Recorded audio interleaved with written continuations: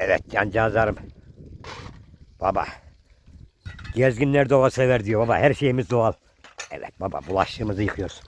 Evet. Yıkadım bitti. Evet, değerli eşim. Harika bir su. Baba bir bakla. Dağdan geliyor bir bakla. Vay vay vay vay vay. Vay. Bunu atayım mı ya? At canım. Şeyin yağı olmuş. Ya da şurada dursun biri kullanır. Evet. Kamp yerimiz orada yarenler. Evet. Muhteşem mantar dolu arazi. Dağdan gelen su. Evet. Tertemiz. Neydi aşkım? Kanlıca mantarı mı? Evet. Evet. Ormanın içi kanlıca mantarı kaynıyor yarenler. Vay. Baba doğanın güzelliğine bir bak la. Bir bak.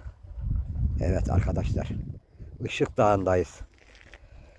Çankırı Çerkeş'e daha yakınız. Işık Dağı'nın eteğindeyiz şu an. Evet cancağızlarım.